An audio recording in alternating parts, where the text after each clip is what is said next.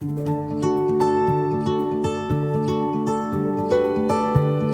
Everyone, this is doctor Manju.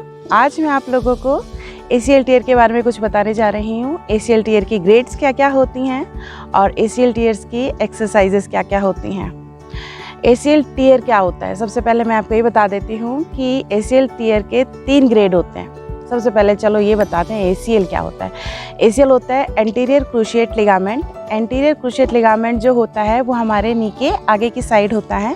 ये हमारे नी को स्टेबिलिटी प्रोवाइड करता है और जब हम खड़े होते हैं तो हमारे नी को हाइपर एक्सटेंशन में इस तरीके से नहीं होने देता। तो अगर इसमें टीयर हो जाता है तो क्या होता है, हमारे घुटने में अनस्टेबिलिटी आ जाती है। हम खड़े होते हैं तो हाइपर एक्सटेंशन में हमारा नी चला जाता है। हम चलते हैं तो ऐसा लगता है जैसे बकलिंग हो रही है हमारे नीज़ में। तो इसकी 3 ग्रेड होती हैं, first, second and third. First grade में क्या होता है, इसमें सिर्फ थोड़ी स्ट्रेचिंग आ जाती है जिसकी वजह से हमें थोड़ा दर्द होता है, थोड़ी अनस्टेबिलिटी लगती है पैर में।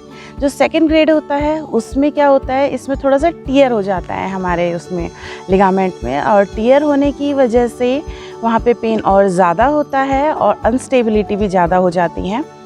और इसको एक्सरसाइजेस से कुछ हद तक, अगर माइल्ड टीयर है तो कुछ हद तक ठीक किया जा सकता है, इसका दर्द थोड़ा बहुत ठीक हो सकता है। और जो हमारा थर्ड ग्रेड होता है उसमें क्या होता है, ACL पूरी तरीके से रप्चर हो जाता है, मतलब कि टूट जाता है, अलग हो जाता है। ये हम एक्सरसाइज से ठीक नहीं कर सकते हैं, इसमें हमें सर्जरी ही करानी पड़ती है। तो जो थर्ड ग्रेड ACL टीयर होता है उसमें पेन भी बहुत सीवियर होता है और हमारा घुटना पूरी तरीके से अनस्टेबल हो जाता है। तो मैं सेकंड ग्रेड और फर्स्ट ग्रेड के लिए एक्सरसाइजेस बताऊंगी, या फिर किसी की सर्जरी होने वाली है उससे पहले भी वो एक्सरसाइज कर सकते हैं ताकि उसकी मसल्स और स्ट्रॉन्ग हो सकें और वो सर्जरी को अच्छी तरीके से झेल पाएँ। ठीक है, तो शुरू करते हैं हम हमारी एक्सरसाइजेस।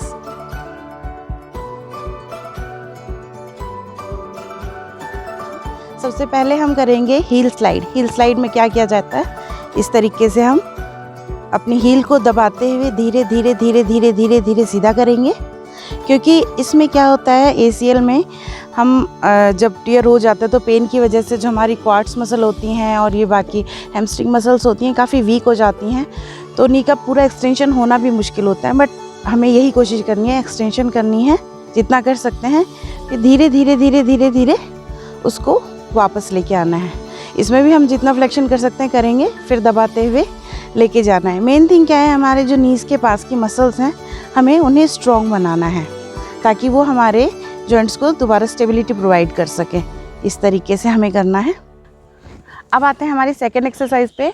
सेकंड एक्सरसाइज में हम दोबारा अपने जो क्वाड्स है उसकी आइसोमेट्रिक करेंगे। इसके लिए हमें अपने घुटने के नीचे कुछ रखना है। आप इसकी जगह पिलो भी रख सकते हैं और मार्केट में रोल्स वगैरह आते हैं, आप वो भी रख सकते हैं। और मैंने अपना सिंपल जो हमारा मैट होता है, एक्सरसाइज मैट, उसको रोल करके रख लिया है। और इसमें आपको कोशिश करनी है कि आपका जो हील है वो ज़मीन से ऊपर ना हो और घुटने से आपको रोल को दबाना है। इस तरीके से 6 सेकंड तक दबा के रखेंगे, फिर आप रिलैक्स कर देंगे। इनिशियली क्या होगा, आपको इसमें पेन हो सकता है, इसलिए घुटने के नीचे आप जितनी मोटी चीज़ रखेंगे, जितना बड़ा रोल रखेंगे, आपको कंफर्टेबल होगा। धीरे धीरे जैसे आपका दर्द कम होता चला जाता है, आप इस रोल के जो चौड़ाई है वो कम कर सकते हैं। दोबारा हम इसी तरीके से दबाएंगे, फिर सीधा कर देंगे, फिर दबाएंगे। ध्यान रहे हमारे यहाँ से एंकल ऊपर नहीं होना चाहिए, हमारी हील ऊपर नहीं होनी चाहिए। इस तरीके से दबाएंगे, फिर ढीला छोड़ देंगे। ये हमारी दूसरी एक्सरसाइज है। इसके बाद हम लेग रेज भी कर सकते हैं। लेग रेज से पहले एक और बता देती हूँ मैं आपको रोल का ही, कि हमारे यहाँ पे टखने के नीचे हम इसको इस तरीके से रखेंगे। इस एक्सरसाइज का फ़ायदा ये है कि जो ग्रेविटी होती है, जो ज़मीन की ग्रेविटी होती है, वो अपने आप घुटने को अपनी तरफ खींचती है, मतलब हमें सपोर्ट मिलता है एक्सटेंशन करने में। इसमें आप अपने घुटने को बिल्कुल ढीला छोड़ देंगे और कुछ देर के लिए छोड़ देंगे। वो धीरे धीरे धीरे अपने आप नीचे जाएगा, कुछ आपके पैर के वजन से और कुछ ग्रेविटी की वजह से।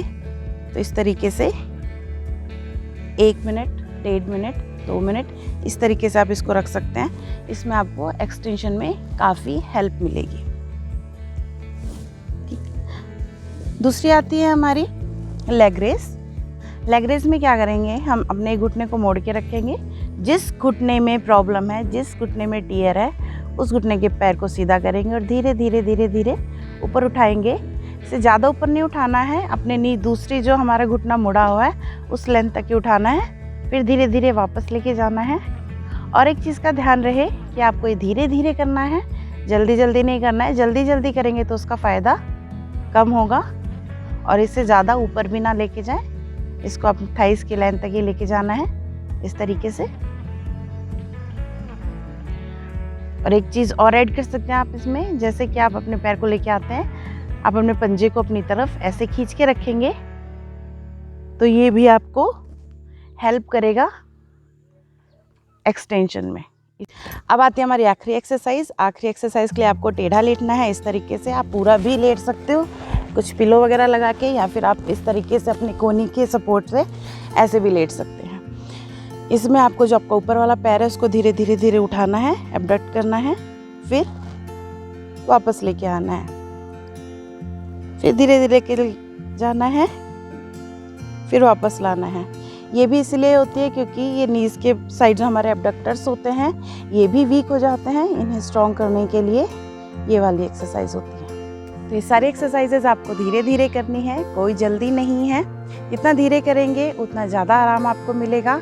और जितनी भी एक्सरसाइज है उनको 10-10 बार करना है इनिशियली, उसके बाद आप उसकी काउंटिंग 15 भी कर सकते हैं। तो ये थी हमारी एक्सरसाइजेस ACL टियर के लिए।